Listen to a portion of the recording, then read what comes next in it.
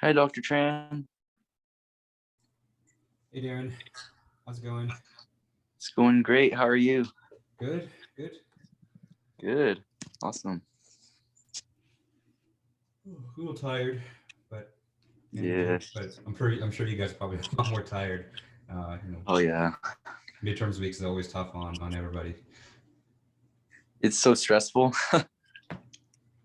I'm still young enough to remember what that is like. So I salute you Yeah. guys for sure. It's I think it just gets harder and harder every year too, with just how much you guys have going on and during a pandemic too. So you know, you guys have my respect. That's for sure.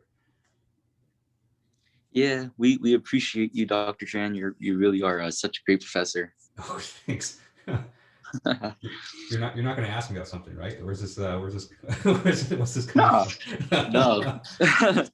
We all just really appreciate you, and honestly, we kind of feel like the homeworks are a little difficult sometimes, but yeah, that's the only thing. Okay. Yeah, Well, homeworks are difficult, and yeah, exams. I think your exams are okay.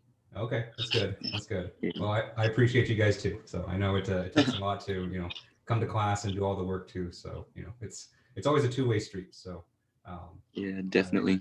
I appreciate the work that you guys put in. That's for sure.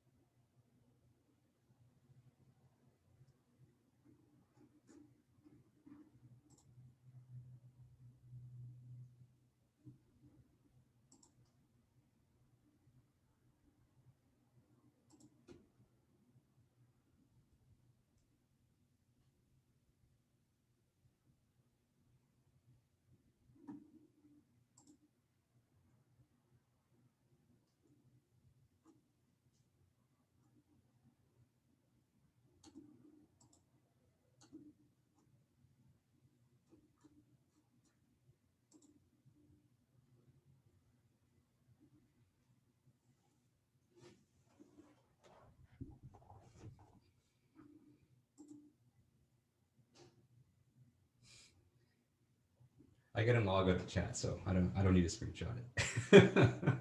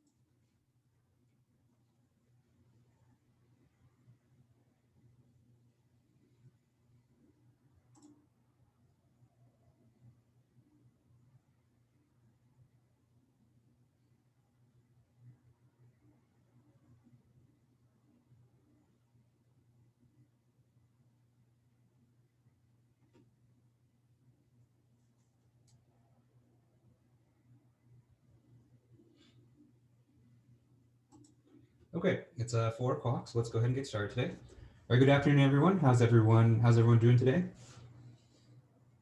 We're doing great. Good to hear.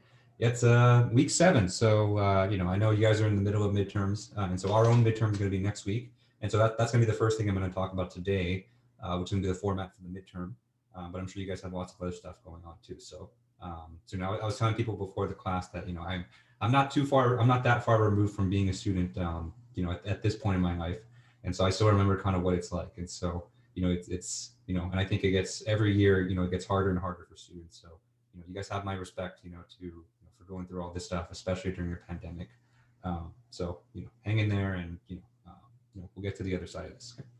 Okay. And so, just like, you know, I just mentioned just a couple minutes ago, I do want to, you know, talk about the exam a little bit. And so this morning I sent out an email which had the study guide for the exam, and also, you know, the poll as well. Okay. And so, you know, for, you know, whenever I have an exam, I always like to have a review session kind of before the exam. But, you know, just to kind of make sure that we have enough time for, you know, all the answer stuff that I have planned for the second half, you know, I'm going to do a pre-recorded review session. And so I'm going to record that. The plan is to record that by tomorrow morning, so that you'll have that as a resource for you to help you study for the exam. Okay. And so, you know, the way my review sessions work is that I don't go over absolutely everything on, you know, that we've covered, because we've covered a ton of stuff up to this point. And so what I would rather do is I would just rather focus on just, you know, the, you know, 1, 2, or 3 topics that people seem to be struggling with the most, and then really go in depth with those, so that, you know, hopefully it's more useful for everyone. Because I've been in review sessions before where, you know, people just kind of look at, you know, the topics from just, you know, 10,000 feet up, and it's not the most helpful. So I'm hoping that this form is a bit more helpful for you guys. Okay. So make sure you vote in the poll. And so, you know, the poll is going to close tomorrow at 10 a.m. Because I have a meeting that ends at 10 a.m. tomorrow. And then basically right after that, I'm going to record the review video and then post it up on YouTube for you guys to look at. Okay. Okay. And then besides that, we're going to continue on with our discussion of general finite elements. And so, you know, there's a tiny little bit that I wanted to finish up about weak forms, or approximate solutions to weak forms, that we left off from last Tuesday, I believe. And so I want to finish that up, and then we're going to start our discussion of finite element forms, right? And so that's basically, you know, we're going to see how we can take, you know, these you know, this strong and weak form, which seem like very mathy stuff, and actually turn it into a computational method. Right. And so you're going to see a lot of similarities to, you know, you know, what we've covered with trusses and beams, but kind of at a different angle. Or, you know, we're going to find the element stiffness matrix a slightly different way. And this way is a little bit more general, that you can use it to tackle kind of any differential equation that you want. Okay. So before I begin with all that, are there any questions that I can answer before we get started?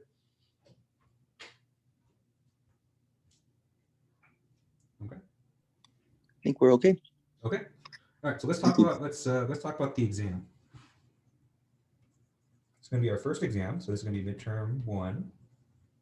Right. And the date for this exam is going to be next Thursday. And the date for that, I think, is March 18th. Okay. And so it's going to be an in-class exam. And so it's going to take place over the, you know, the span of time that we have here. And so it's going to take place from 4 p.m. Okay. Normally our class ends at 5:15, but because you know, it's a virtual exam and you're going to have to scan your work and upload it again, you know, I want to give you some extra time to do that. So it's going to take place from 4 p.m. until 5:30 p.m. I can't push it any more beyond that, because I do have another class right after this, and so, you know, we do have to cut it off at 5:30. But I do want to give you that extra 15 minutes to, you know, scan and upload your work.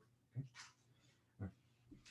And so format of the exam. And so the exam is going to be kind of split into 2 parts. And so the first part of the exam is going to be conceptual short answer questions.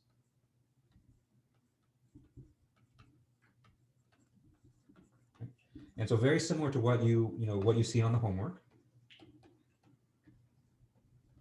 Right. And there's going to be 3 of these. Okay.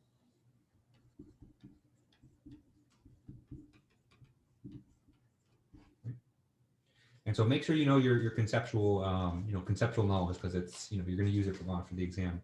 And these 3 questions are going to comprise 40% of the available points on the exam.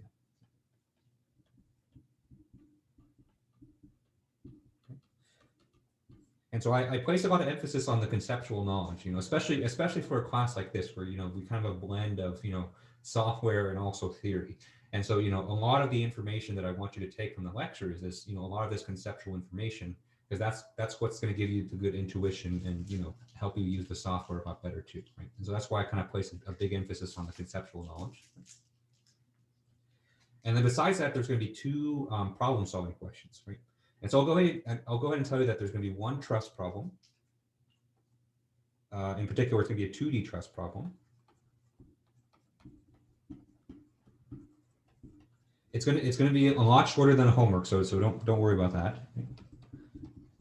And then also one beam problem. Okay. So I know that there's been a lot of kind of frustration with the homework assignments, just because they're really lengthy and and really difficult. And so I'm going to tell you how I'm going to modify those problems for the exam, because the exam is a pretty short amount of time. Okay. And so for both of these problems, I can tell you that there's only going to, each of those problems are only going to have 2 elements in them.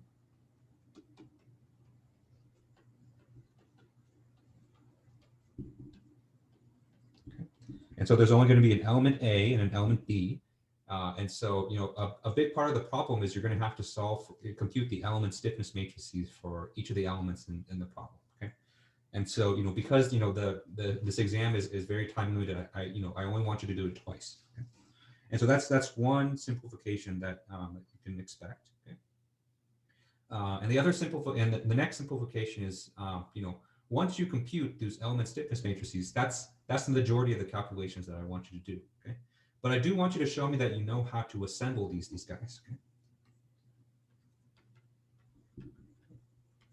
But to kind of simplify the steps of assembly, it's going to be like this, right? And so I'm basically going to show you kind of an empty global system. Okay.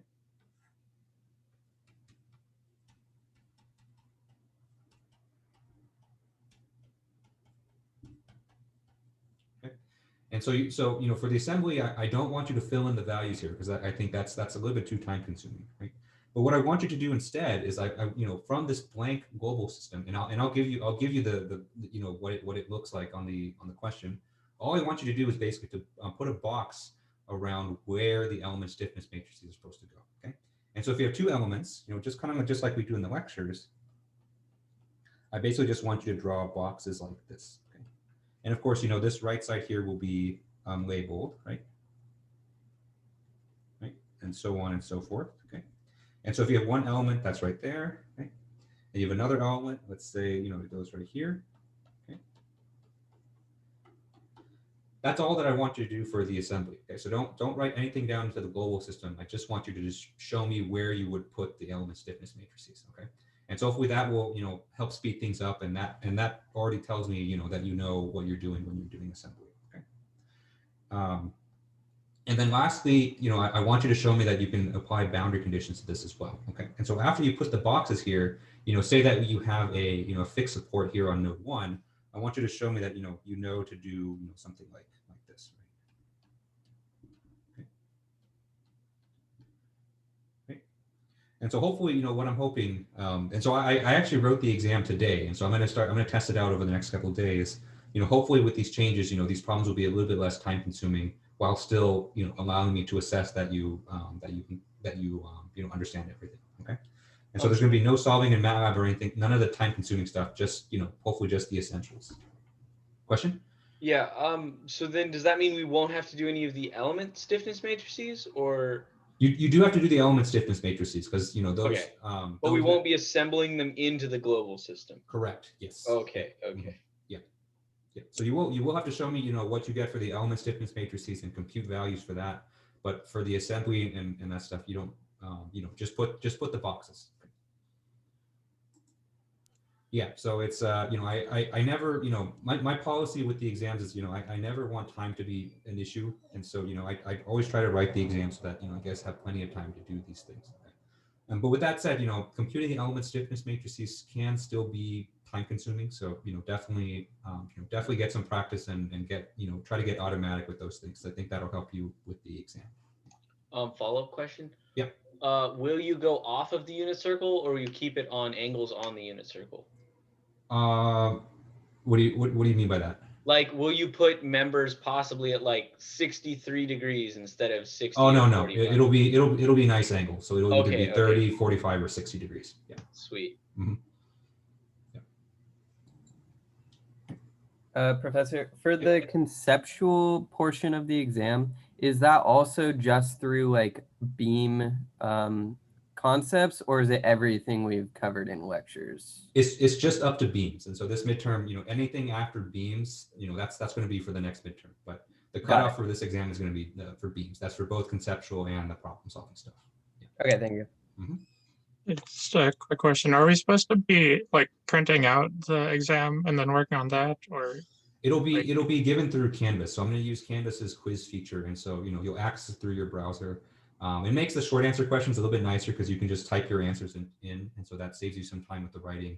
But for the truss problem, the beam problem, I do want you to scan your work and then upload it onto Canvas. Yeah. Okay. Yeah. Yes. And so, definitely look at the study guide for the.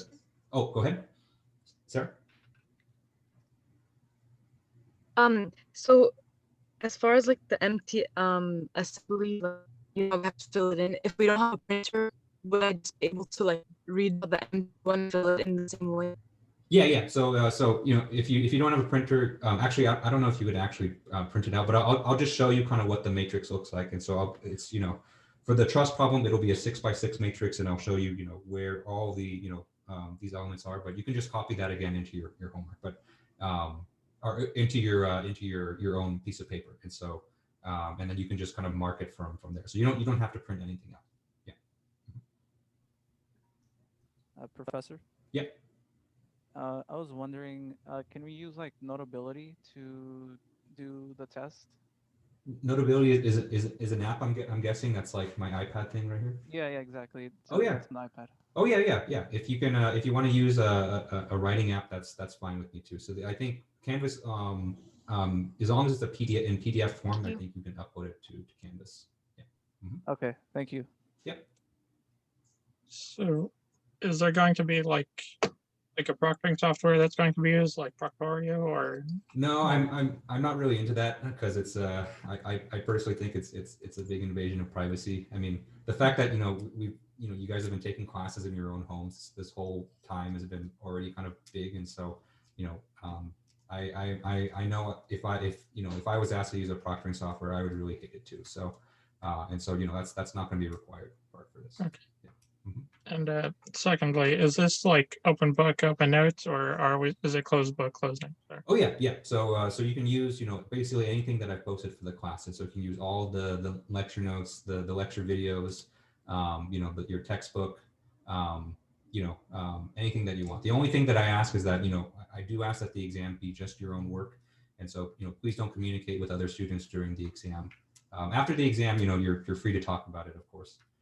Because there's no one taking the exam after the date, but up until the exam, or I mean during the exam, please don't talk to anyone else. But yeah, you can use any material that you have. Yeah. Mm-hmm. Okay. Will we have to be signed on to the Zoom?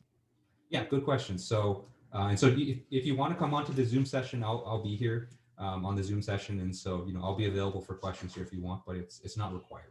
And so if you would rather, just take the exam, and not be here, that's fine with me.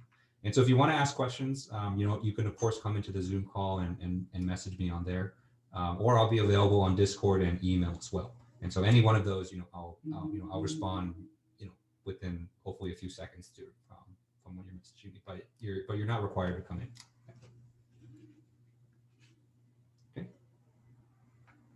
Any other questions on the exam format?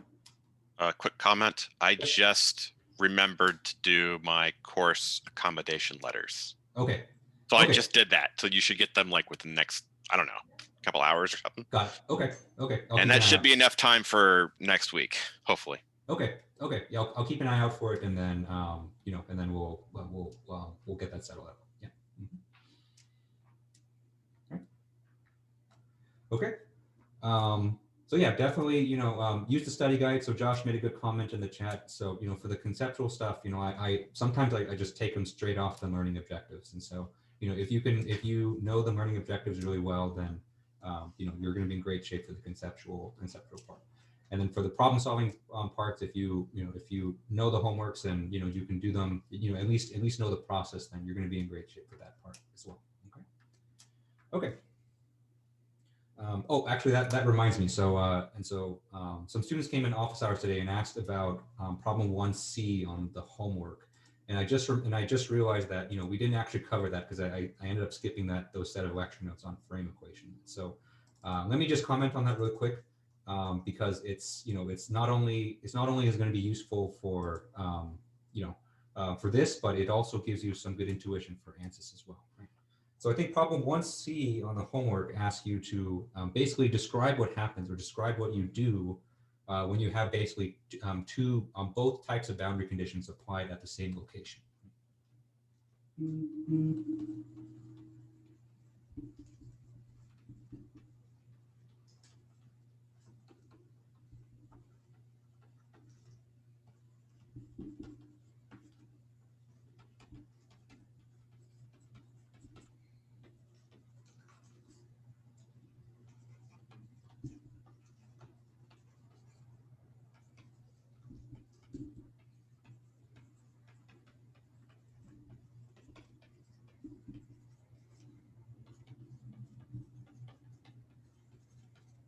Okay. And so the exact wording of the problem is something like this. So what happens if you have both a Dirichlet and a Neumann condition applied at the same point? Okay, and so remember our Dirichlet conditions here, these are our constraints. Right? And so anytime that we, for the structural problems that we've been considering, our Dirichlet boundary conditions are like our fixed constraints. Okay. And then our Neumann boundary conditions, these are our loads. And so these are the forces or the moments that we apply onto our structure. Okay. And so this situation that I'm describing here would be basically a situation if you applied a load basically at the same location where you have a constraint. And so let's say that we have, let's just do one element here, okay? And so let's say that we have a fixed a pin support here, okay? And then if we apply a force, and so let's say that we apply, a horizontal force P, how do we actually deal with this, or what do we have to do in our linear system? Because we do kind of two separate things depending on whether it's a constraint, a Dirichlet boundary condition, or a Neumann boundary condition, right? So for a Dirichlet boundary condition, we know that we change the entire row to zeros and ones, and then we make the right-hand side 0. And then for the Neumann boundary condition, we put the load on the right-hand side. Okay? And so, the question is, do you have to do both when you have both of these at the same time? And so the answer is no. And so the answer is, whenever you have a load that's applied at a constraint, you basically just ignore that load altogether, and you only apply the Dirichlet boundary condition. Okay? And so whenever you have the situation, you have a load applied to the same part as a constraint, the constraint is always going to take precedence.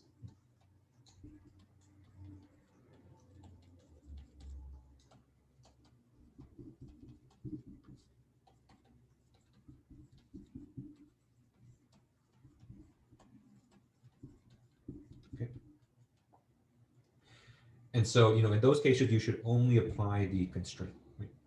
And you can test this out in ANSYS too. And so in ANSYS, you can set up a structural simulation. You can apply like a fixed constraint on a surface, and then try to apply like a force or a pressure on that surface. And what you'll see is that nothing will happen. ANSYS might even give you an error if it can detect it. But at the very least, you should see that nothing will happen. But you have to be careful because you have to think about which way the force is going relative to that constraint. Right? And so someone in office hours brought up this good example today of what if you have a roller support. Right? So what if you have a structure that looks like this, and then you apply a load this way.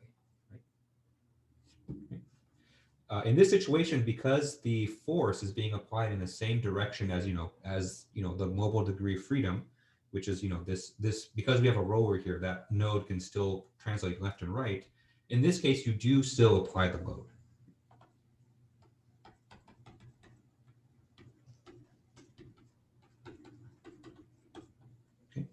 Because in this situation, that constraint is not doing anything to constrain that force, right? Whereas in this top example here, because that constraint is pinned to the ground, when we try to push at it, the ground is, stronger than the force. And so it's just not going to do anything, okay? And so, another way that you kind of think of this is, if there's a constraint on a degree of freedom in the same direction as a force, then you ignore that force. But if there's no constraint in that direction, then you leave it open. Okay. And so this was kind of a minor point that I had planned in lecture notes 5, which we had skipped. But I did want to make sure I mentioned it because it's it's good knowledge to know, as we start to use ANSYS more and more. Okay. All right. Any questions on this?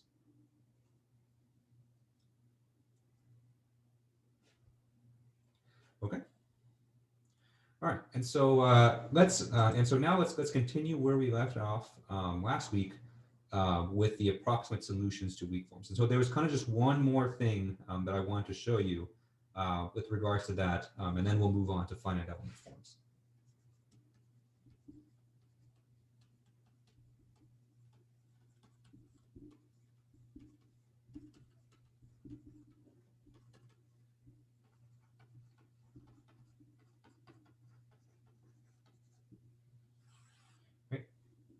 And so if you remember,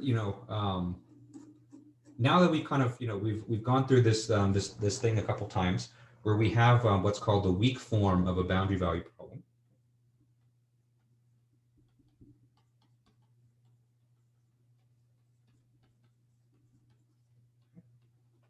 And so the weak form has this expression. Right? And so instead of a single differential equation, what we have instead is this kind of integral expression here.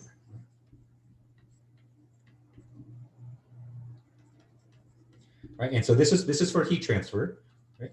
But remember, the elasticity equation kind of has the same expression.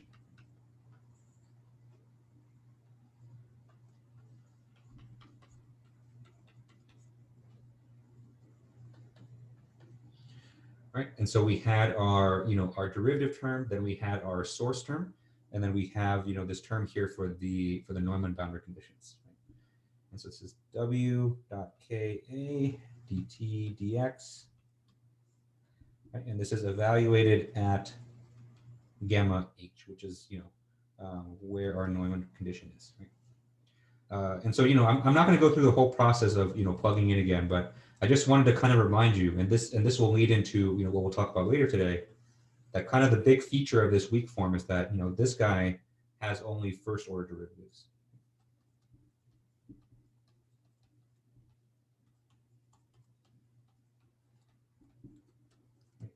And you'll see, and we'll see today, why that's really important for us, as we start to form our finite element solutions. But before we do that, kind of as a precursor, what I showed you at the end of last week was that we can take this weak form and find approximate solutions. Right? And so the way we did that was we had to assume a form of the solution. Right? And so what we assumed basically was that in the example that we did right at the end, was we assumed that our solution here was some quadratic function.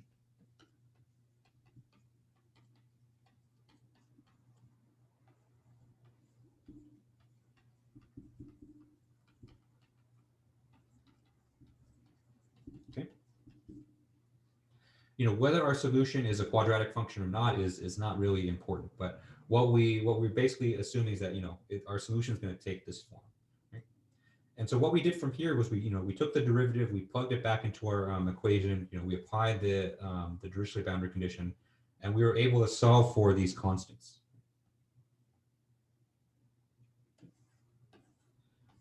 In other words, we solve for the best value for these constants that makes our approximate solution as close as possible. Right?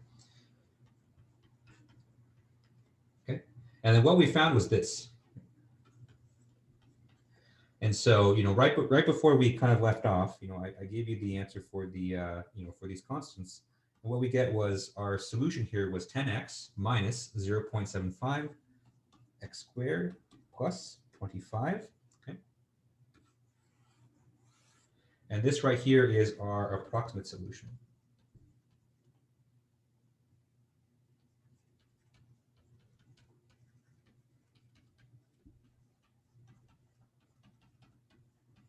Okay. All right. And remember, this is an approximate solution. So, it's a lot of times it's not going to be exact, right? And so let's actually, actually compare this to the exact solution that we found for this problem, because we found the exact solution in an earlier example that we did, I think, earlier that day. Right? Okay. And so we'll do versus here, and we'll call this t exact. Right? It's going to be a function of x, and this is equal to minus x to the fourth divided by 60 plus 25 over 3x plus 25. Okay. And you can see that these are different, right? And so the most striking difference is that in the exact solution we have a term here that's x to the fourth, whereas our approximate solution, our highest order term here is x squared. Okay. Okay, so these guys not the same.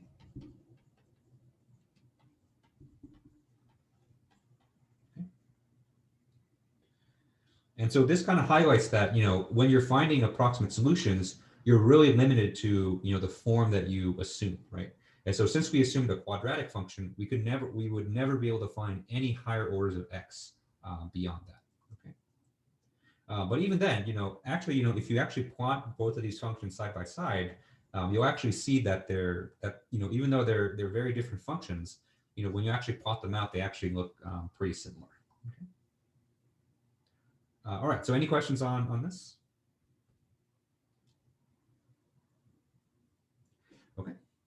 And so you can plot this in MATLAB or you can plot it in Excel, but I'll just kind of show you what they look like. Okay.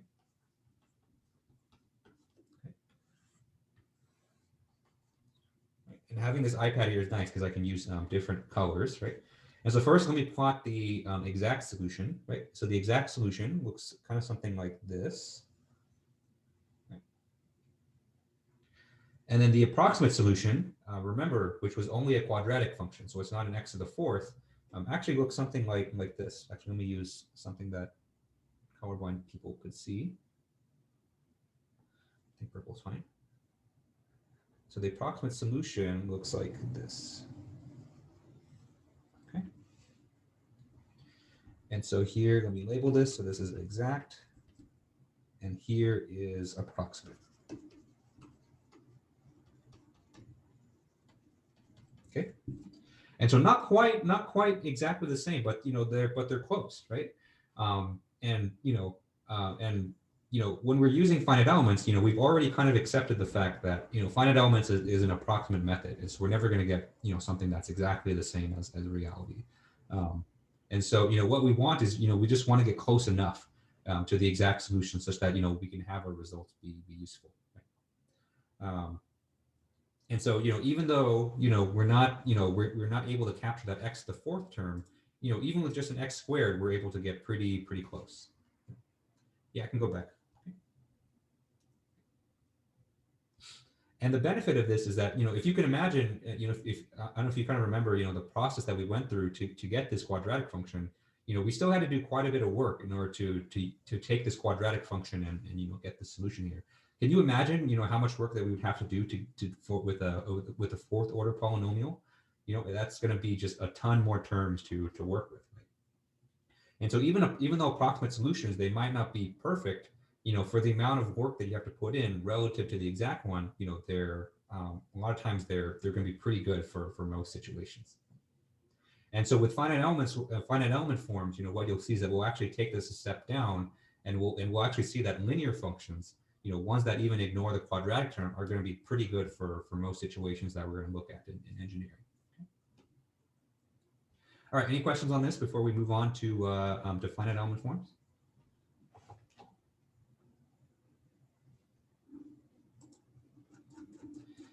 Okay, and so let's start talking about finite element forms now.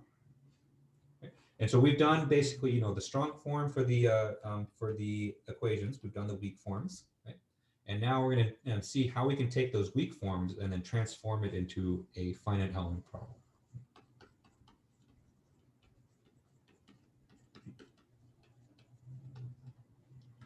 And so as we kind of, you know, start to talk about these finite element forms, you know, remember this is general finite elements, but I still want you to remember, you know, a lot of the features of the truss and beam problems that we've been covering up to this point, right? And so, you know, those truss and beam problems, you know, I'm hoping that you remember more than just pain and, you know, and frustration, you know, but what I hope you remember from those is that, you know, whenever we have a finite element problem, we have when stiffness matrices, we have big global linear systems, we have boundary conditions that we have to apply, and you know, usually we use MATLAB to solve these problems, right? And so all those features are going to come back here, you know, hopefully with a lot less pain and a lot less frustration, and but you know, you should still see some, you know, some similarities. Okay. Okay. And so, but first, let me kind of, you know, draw a distinction between, you know, what we did with strong and weak forms versus what we're going to do with finite element forms.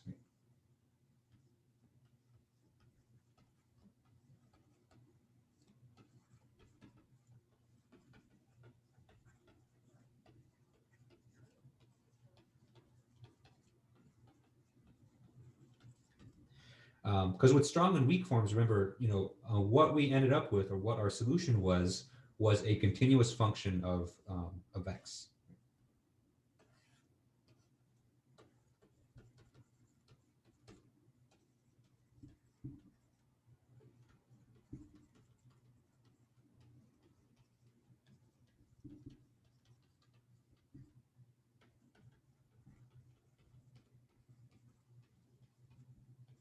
Okay. And so we would solve for things like the deformation as a function of x, right? And so we'd get u of x right here. Or, you know, we would solve for like the temperature as a function of x, right? And so what these functions tell us is these are able to tell us the solutions at every single x location in our domain.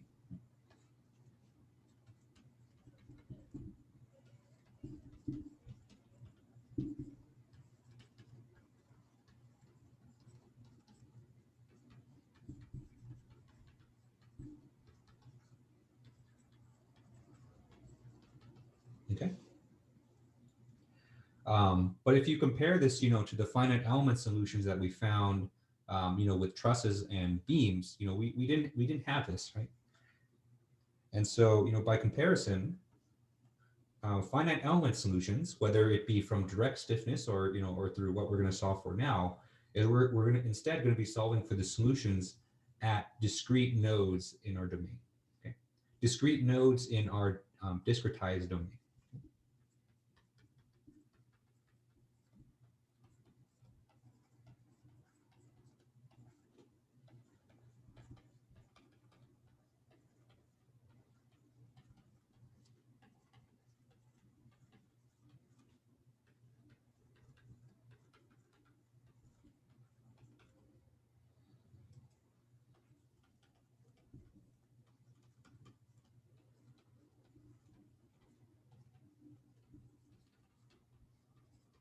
Okay, and so if we compare kind of the two, you know, for the strong and weak forms, you know, for a 1D domain, we would be able to solve for the solution basically everywhere here.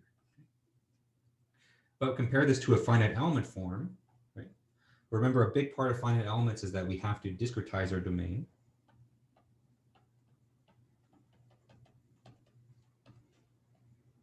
Okay.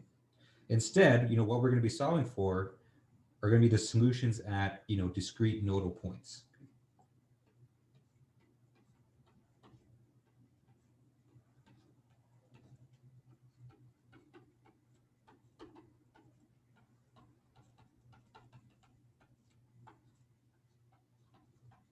Okay. You know, and these two ways of formulating the solution are kind of fundamentally different, right? So one is basically on you know, for strong and weak forms, we get a function, right? And so that function we can evaluate anywhere we want. But for finite element solutions, what we have instead is we have a list of solution values, right? And so think back to the homeworks, when we solve for u1x, u1y, we had just kind of a list of those things. So it's not a function, it's just a discrete list of values, right? And so, these finite element forms or general finite elements are going to be exactly the same. And so we're going to be solving for the solution values, at these discrete nodal points, right? And our solution will be expressed as a, as a list of numbers instead of a function. Okay. So any questions on this so far?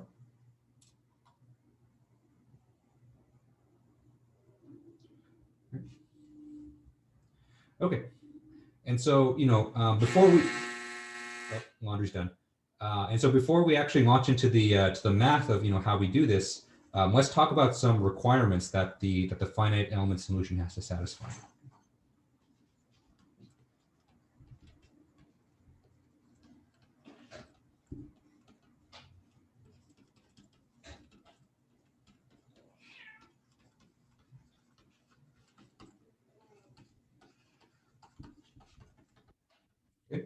And so, since we're going to be working under, a little bit of a stricter, mathematical sense in here, so we're working off differential equations, we have to kind of specify some of the, the baseline kind of mathematical requirements. And so a lot of these terminology are going to be kind of somewhat dry math terms, but what I'm hoping to do is kind of to explain them kind of intuitively, just that you kind of know, right? And so you don't have to know, like the mathematical proof behind these guys, because I think that's I think that's not really the point of this class. But you should still understand some of the intuitive constraints that we put onto our finite element solution, right? All right, and so the first thing for the first requirement that we'll specify is that our solution has to be continuous across the element boundaries.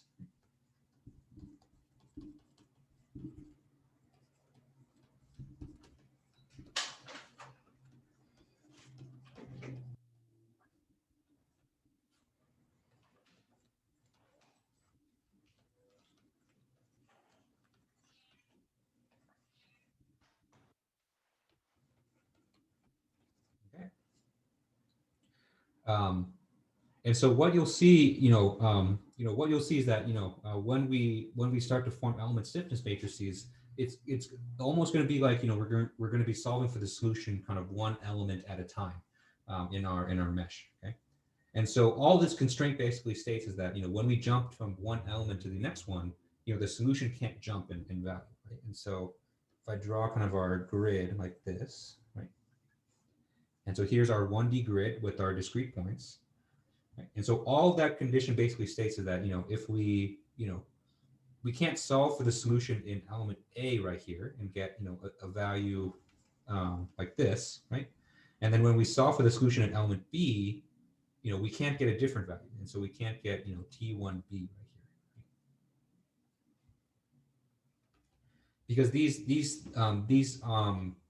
locations or these nodal solutions are happening at the exact same place, right? And so it's not going to make any sense for us to get one solution for one location from one element and then another solution from, at the same location from a different element, okay? And so this can't happen. Right? What we have to have instead is that, when you have two elements that are connecting, they have to share the same nodal solution.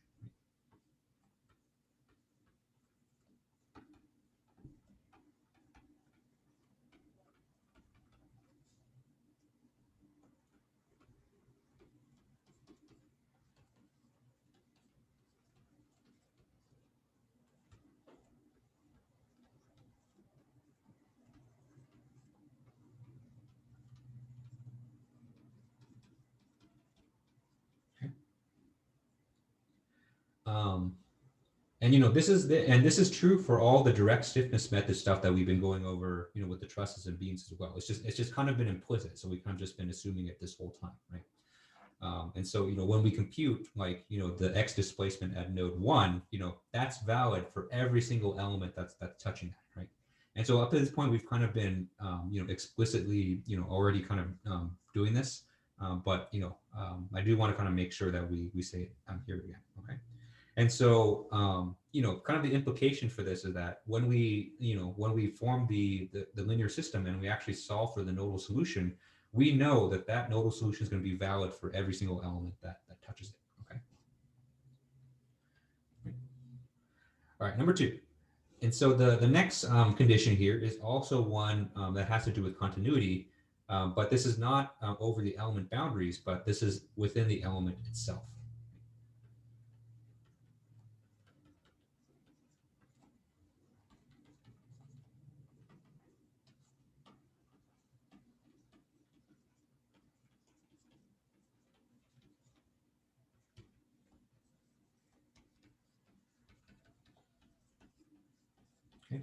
And so you could have basically no weird breaks in the solution. Right? So within an element, there should be kind of one smooth function of the solution. Right? Okay.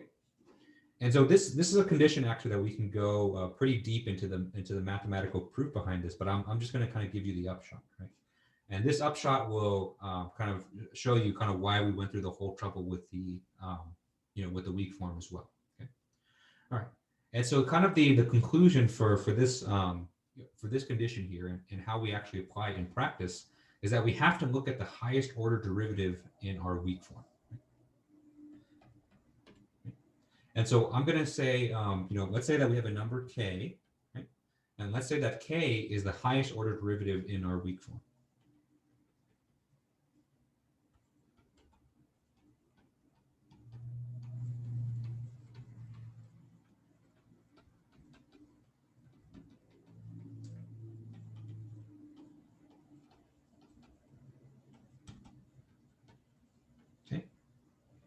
And so in order to make sure that our solution is continuous, right, then what we require is that our solution, whether because you'll see later that we assume a form of the solution, that our solution is going to be continuous up to the k-1 derivative.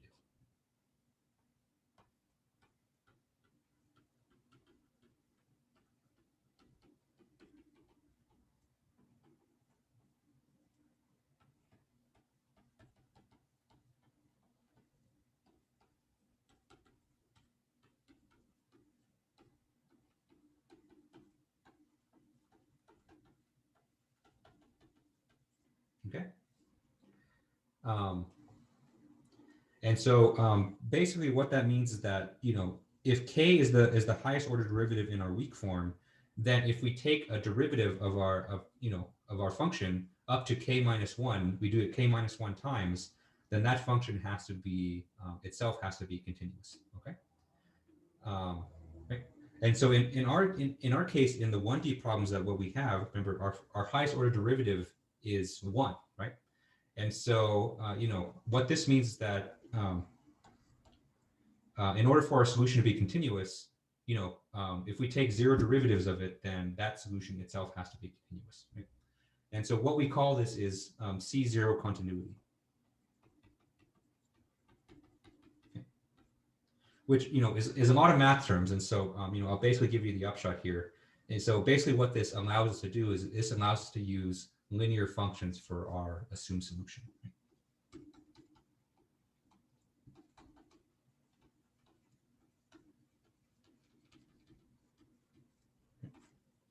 Okay. And so, when you talk about continuity within the element, just know that, because of the weak form that we're working with, we can use linear functions, and that's going to be okay.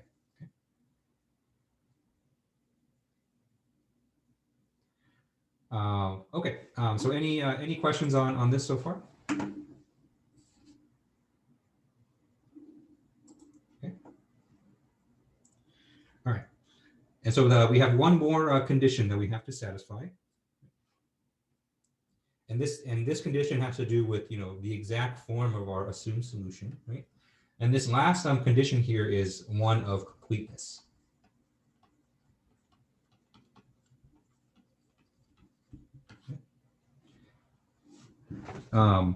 And so what this means is that, when we assume a form of the solution, and we assume a certain order of the polynomial, then we have to include every single other term, before that.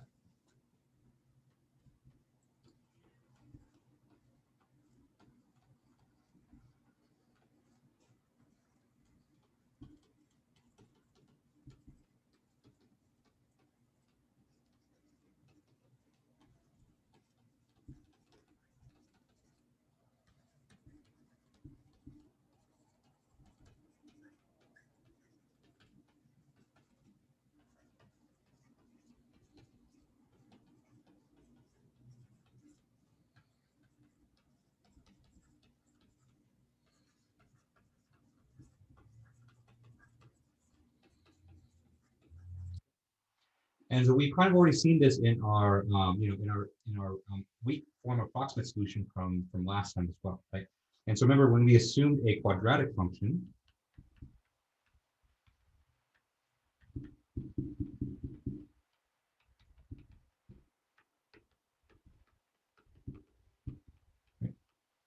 when we assumed our quadratic function, we didn't just say that our quadratic function was just a2x squared, right?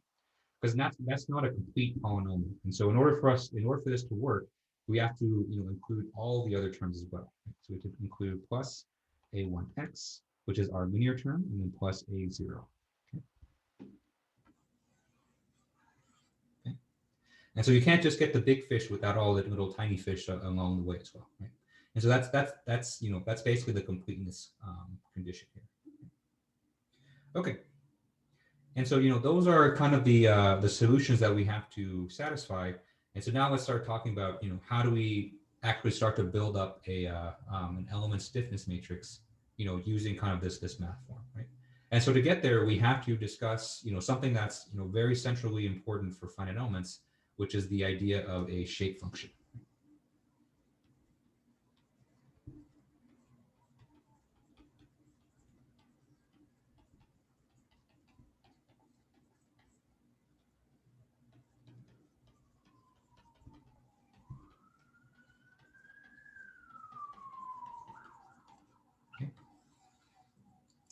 And so shape functions is, it's a hallmark of basically any finite element software, right?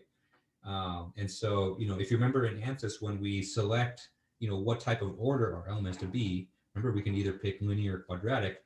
This is essentially what we're picking. And so we're essentially picking what do our shape functions look like, okay? All right, and so to do this, I'm going to do kind of a worked example throughout this whole thing. And it's going to be for a simple 2-node element with a linear function.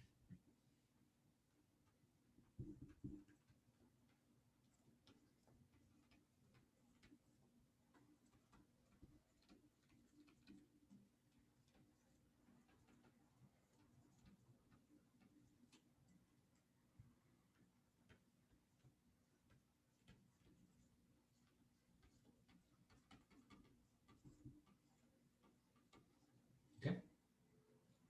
All right. And so schematically, it looks like this, right?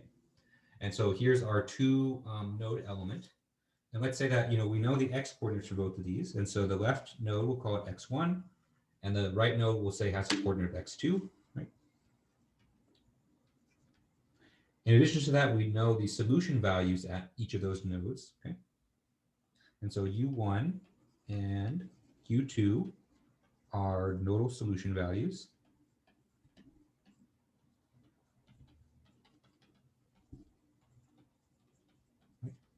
And so very similar to, when we solve for like u1x, u1y, at the nodes of our, trusses and beams, these are, the solutions at the nodes of that element. And when we say that we're going to assume in linear form of the solution, what we basically are saying is that u, e of x is going to be some linear function, right? And so it's going to be a0 plus a1x.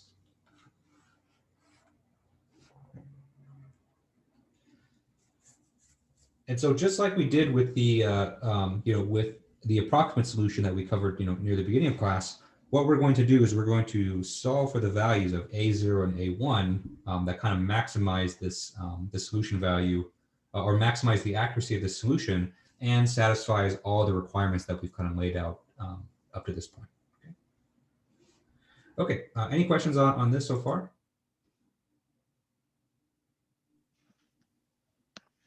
Sorry, Professor, is that a U dot? It's UE.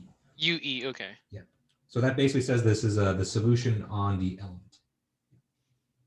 Thank you. Yep. Mm-hmm.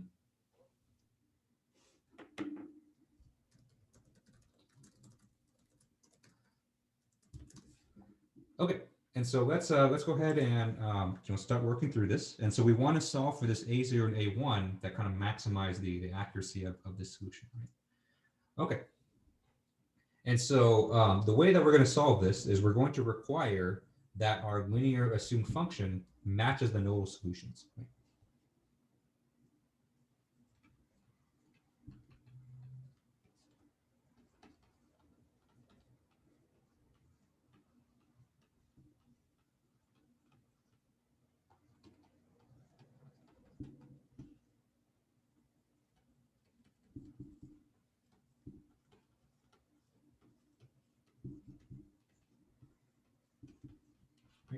Because you remember, the very first requirement that we talked about, when we started laying out for the finite element form, was that all the elements that share the same node have to share the same nodal solution, right? And so that's going to be no different from this guy as well, right? And so what we're going to do is we're going to plug in x1 and x2 into our assumed solution.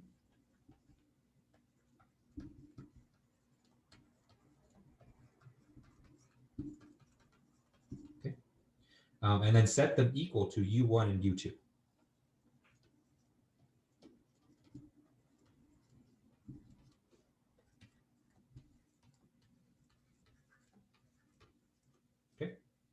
All right, and so what that's going to give us is it's going to give us two equations to solve for the two unknown coefficients. Right? Okay, so let's form that linear system of equations now, right? And so it's only two, so it's not that bad. We can solve this one by hand. Right? And so first we'll have UE at evaluated x1, and so we plug x1 into our equation. What we have is a0 plus a1 x1. And this is going to be equal to u1, which is the solution at node 1. Next, we have ue at x2, and so this is the second node in our mesh.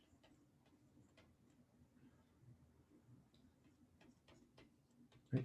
And so we plug in x2 in for x into our assumed solution, and so we have a0 plus a1 x2, and this is equal to u2. All right, and so now what we have is two linear equations to solve for these two unknowns, and then we can go ahead and do it. Okay. All right, and so the way I'm going to solve this is let me eliminate a0 from the equation first, and let me do that by subtracting both of these equations.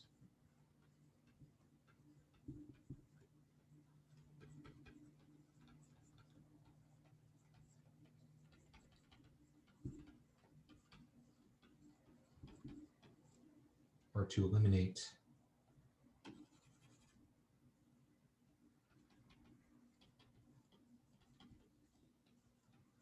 okay, and so let's go ahead and perform this subtraction here. And so that's going to eliminate a0. And then from here, what we have is a1 times x1 minus x2 is equal to subtraction on the right side, which is u1 minus u2. Okay, and then what we have from here is a1 is equal to u1 minus u2 divided by x1 minus x2. Okay. Right. And so that's one of the constants. And so now that we solve for one of the constants, we can plug this back into one of the equations, and then we can use that to solve for a0.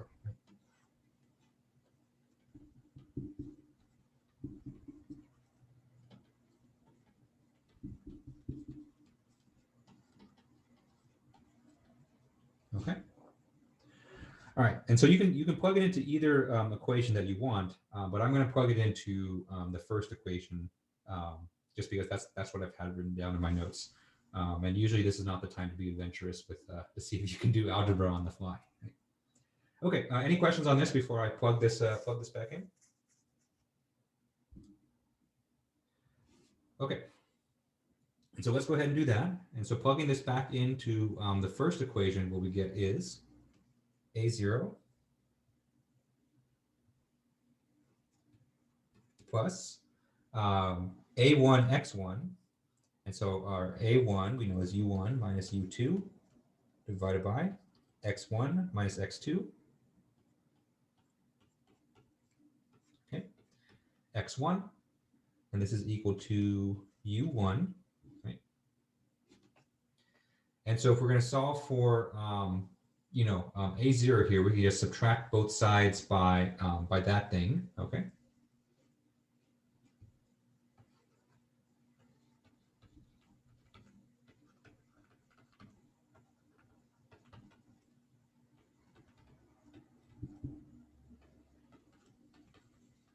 Okay. But just to kind of, simplify the results, what I'm going to do is I'm going to put this term right here that I've kind of indicated, and also this u1 term here under a common denominator, right? And so the way that I'm going to do that is I'm going to take this u1 here on the right hand side and then multiply it by x1 minus x2 over x1 minus x2.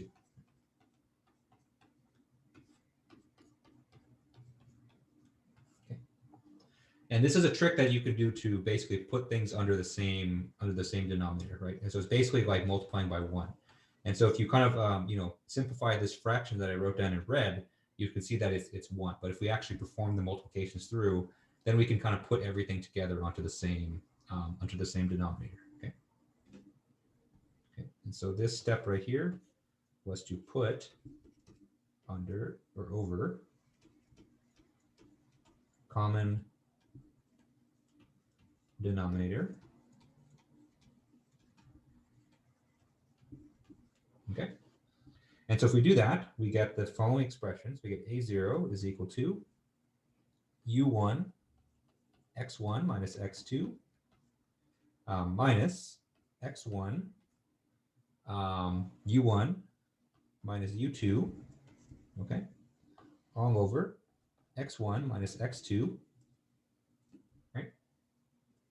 And so what you'll see is that we have u1 x1 that cancels out on both terms, right? And so we have this u1 x1 here and this u1 x1 here, right? And so those guys are going to cancel out each other. And then what we get is a0 is equal to x1 u2 minus x2 u1 divided by x1 minus x2. Okay. And now that we have a0 and a1, we can go ahead and plug this back in.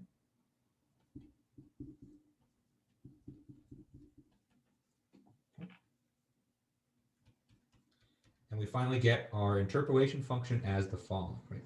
And so our interpolation function is going to be a0, which is x1 u2 minus x2 u1 divided by x1 minus x2 plus u1 minus u2 divided by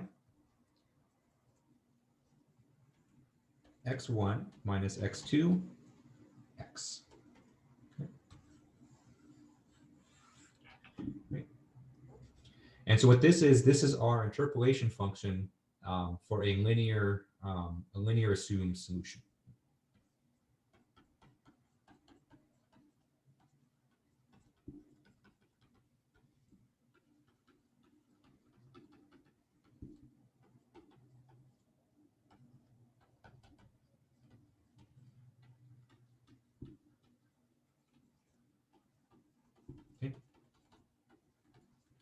And so what this function shows is that, if you plug in, the nodal coordinates, either x1 or x2, what you should get are those nodal solutions values. And this will allow you to solve for, but this function here will allow you to solve for the solution at any other location, within the element. Okay. All right. Any other questions or any questions on this? So, Professor, Yep. was this specific to this particular problem, or is this like a general formula that we've come up with? Yeah, no, that's a great question. So actually, right now, we haven't talked about any kind of physics that we're solving for yet. And so this actually is going to be general for for any equation that you want to solve. Yeah. Okay, thank you. Mm-hmm. Yeah, so I know right now it's still a little bit dry and still a little bit kind of disconnected from from actual real problems, but you'll see that we can actually apply these results to both the heat transfer problems and also structures, and that's going to be kind of the focus over the next few weeks, is to do kind of those two problems together. Okay. And so now that we have, the interpolation function in this form, I'm going to rearrange the terms a little bit to make it a little bit more useful for us. Okay. So let me rearrange.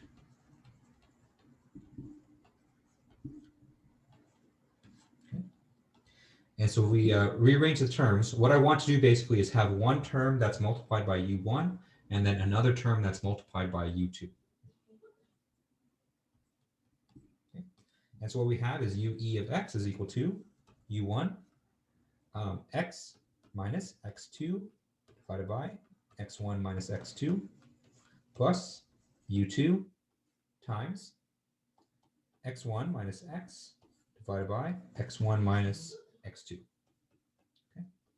So this is the exact same function that I showed, on the previous page, but I just kind of rearranged the terms so that, we have one term multiplied by U1, another term multiplied by U2.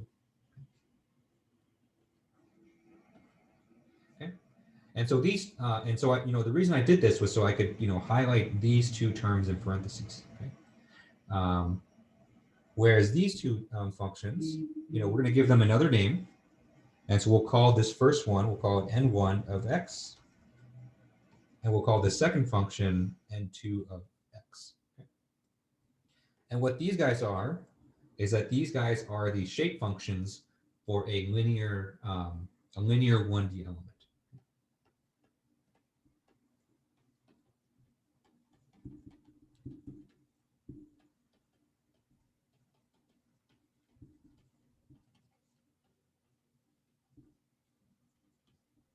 Okay. And so kind of the simplest form for this interpolation function looks like the following. And so we have UE of x is equal to U1 n1 of x plus U2 n2 of x. Okay. And so these shape functions here, these shape functions are going to kind of form the key, of our finite element solutions. Okay. All right. And so let's talk about some of the properties of these shape functions a little bit more. Okay.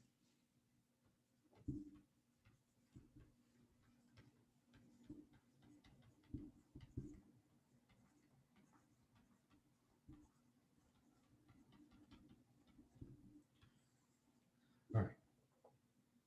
And so, notice that I've labeled the shape functions n1 and n2. Right? And so let's see what happens when we evaluate n1 at x1.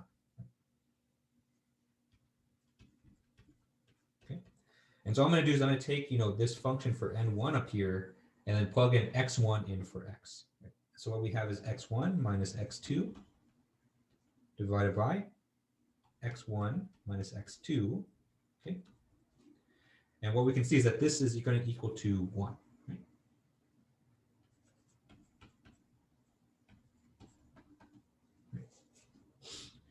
And so now, let's take that same function, let's take n1, and let's plug in x is equal to x2. Right?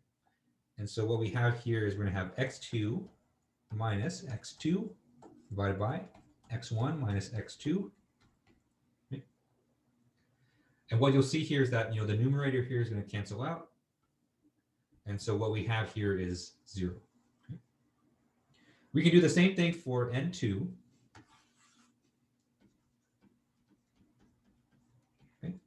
And so if we plug in x1 in for n2, what you'll see is that we get 0, right? Because we have x1 up top here. We have x1 minus x1, which is just going to be 0.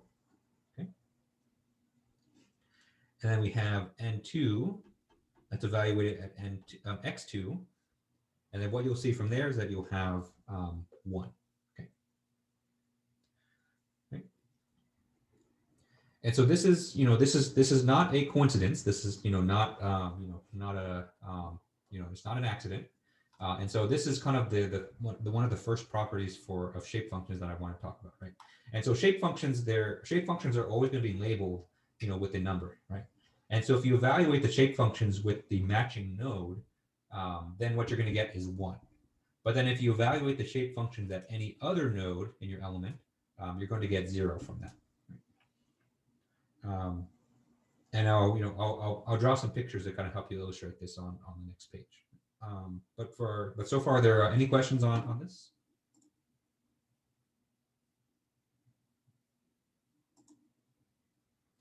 Okay. All right. And so this is property number 1, and probably I think probably the only property that I want to really talk about, because the other one is not as useful. And so if you evaluate shape function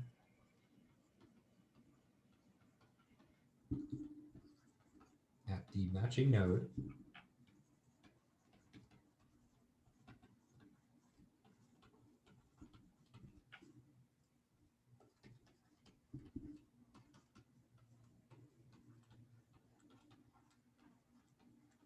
Okay, then what you should get is 1. Okay. Right. On the flip side, if you evaluate a shape function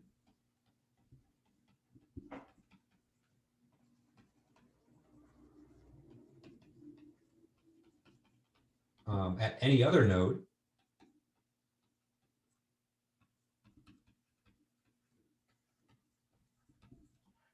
what you should get is 0.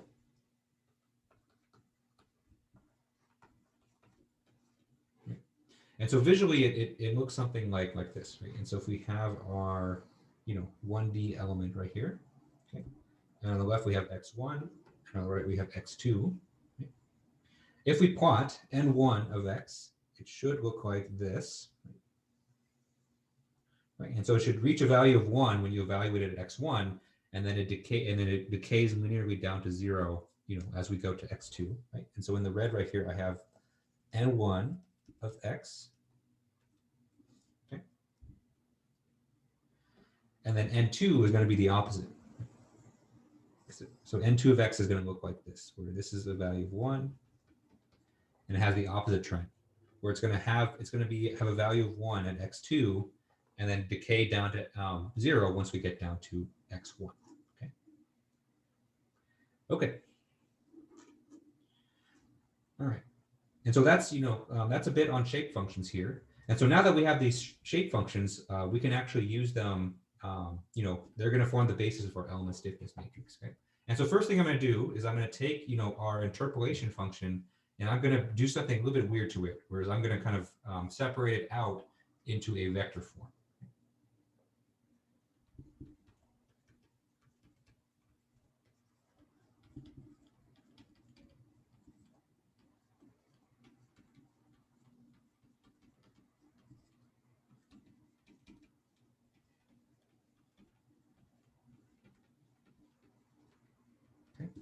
Because normally our interpolation function looks like this.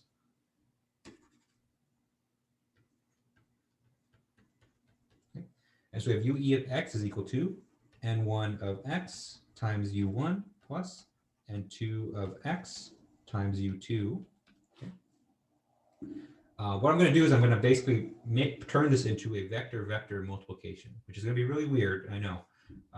But it's going to help us form our element stiffness matrix in a little bit. Okay? And so what we can say is that we can put it in the following form.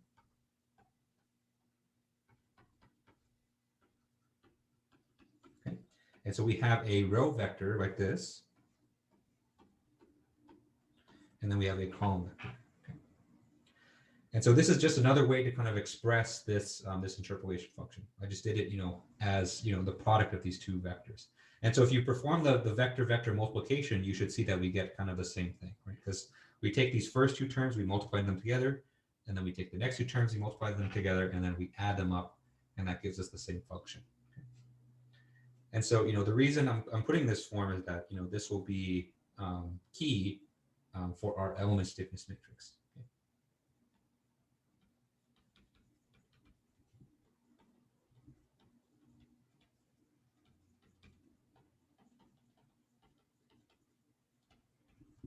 Okay. All right, any questions on this so far?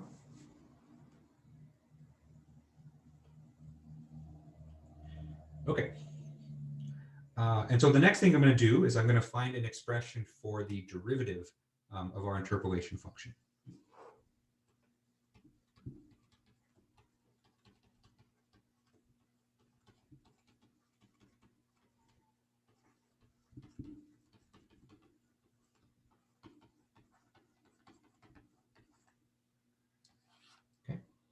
And so what we want basically is due dx. And then the way we're going to do that is we're going to take just a derivative of our, our entire expression here, right? So we have n1 of x, u1 plus n2 of x, u2. Okay. And so we're just taking the derivative of this entire thing. And we're lucky in this case because u1 and u2, since these are discrete values, we can basically treat them as constants, and we don't need to take their derivatives. Right? And so what we get here is that the derivatives are only going to land on the shape functions. Okay. And so what we get is dn1 dx u1 plus dn2 dx u2. And so taking derivatives, we only really have to worry about the shape functions. Okay. And just like I did on the previous page, I'm going to take this and then put it into vector form.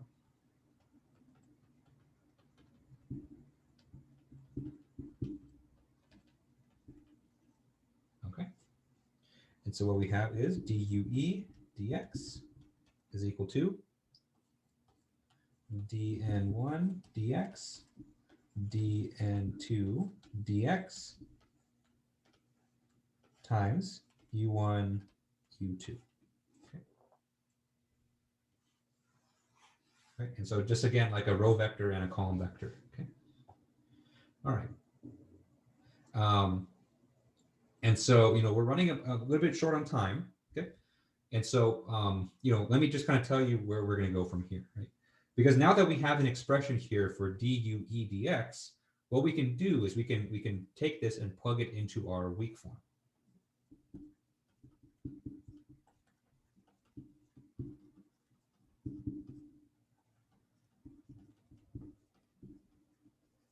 Okay.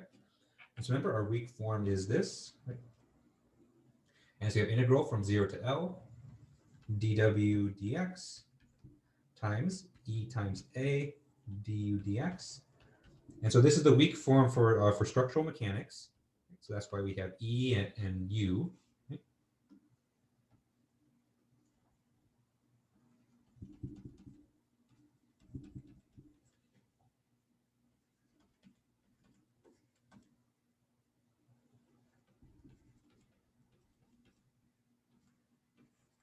And then we have our Neumann condition here. Okay. And so what we're going to do next time on Thursday is we're going to take this and then plug it into there and then kind of work through the math from that. Okay. And then just in true fashion or right on character for W, W, remember, is our weighting function here. W likes to copy a lot of what our solution does, right? And so what we're going to do, what we're going to find is that we can use the exact same shape functions for our W function here.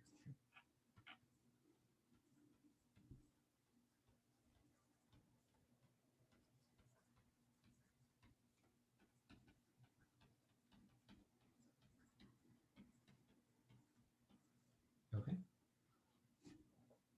It's remember, W is kind of our annoying little brother, right? And so basically what we can say is that W of x is going to be also equal to n1 of x W1 plus n2 of x W2. Okay. And then we can take the derivative of this as well. And so we can say that dw dx is equal to dn1 dx W1 plus dn2 dx W2. Okay. And then what we can do from here is we can take this dw dx, plug it into this expression right here, right? And then from there, and you can imagine, we can put this in vector form too.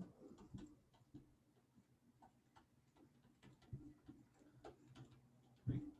What we're going to have in there is we're going to have a lot of, vectors multiplying by each other. And what we'll see is that this entire integral right here with all the vector forms for everything, this integral right here, this is going to form the basis for our element stiffness matrix.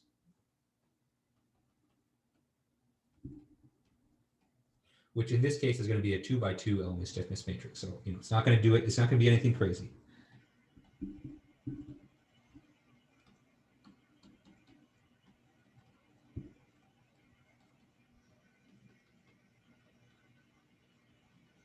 Okay. Right, and so we'll do all that on Thursday. And so are there any kind of final questions that people have before we wrap up for today? Nope. Thank you so much, Dr. Tran. We really do appreciate it. Okay. Well, thank you guys too. And so we'll pick this up again on Thursday. And so, remember to vote in the midterm review poll by tomorrow morning. And then tomorrow morning, I'm gonna film the video, so you'll have that. You'll have that in a week about the study, right? So thank you guys for tuning in as usual today. Have a great evening, and I'll see you on Thursday. See ya.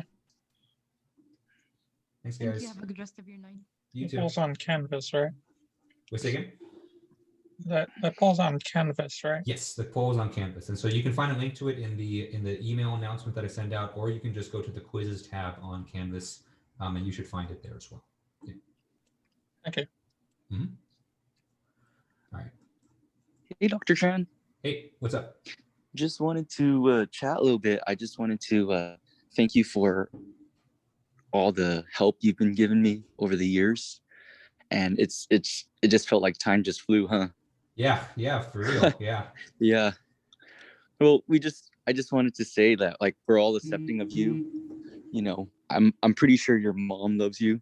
Just go buy her a gift. Just wanted to say that.